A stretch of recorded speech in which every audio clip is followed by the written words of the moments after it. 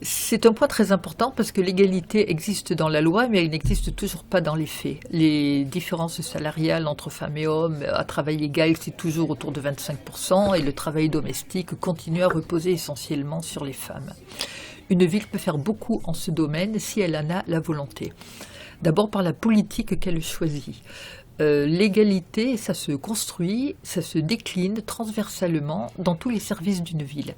Il faut se poser la question très clairement, comment développer l'égalité en ce qui concerne l'économie, en ce qui concerne la culture, en ce qui concerne la santé, l'éducation, le sport, la petite enfance, etc. On liste point par point dans tous les domaines ce qu'on peut faire. Et on le fait en s'appuyant bien entendu sur les associations, en les soutenant tant sur le plan financier que sur le plan de la communication. Il est très important aussi de former les personnels municipaux à ces questions-là, que ce soit les éducateurs ou que ce soit la police municipale.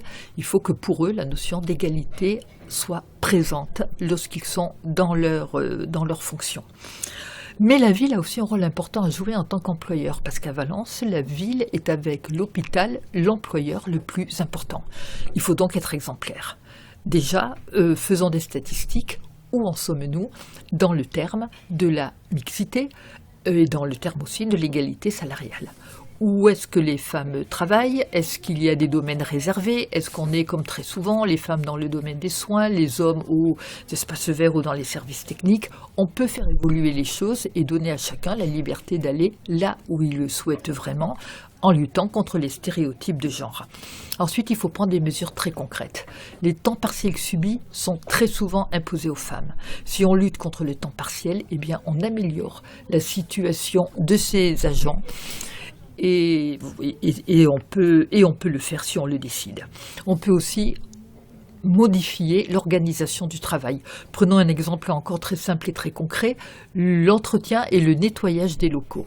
Très souvent, ce travail est fait majoritairement par des femmes lors des moments de fermeture des bureaux. Ce sont donc des personnes, et ce sont souvent des membres de familles monoparentales qui travaillent très tôt le matin ou très tard le soir, au détriment à la fois de leur santé et de leur vie domestique. Certaines villes ont fait le choix d'organiser ce nettoyage pendant les heures d'ouverture des bureaux.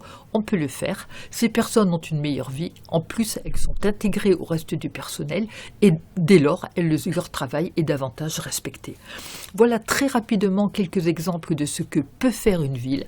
Certaines villes l'ont fait et Valence le fera. Valence en commun s'y engage.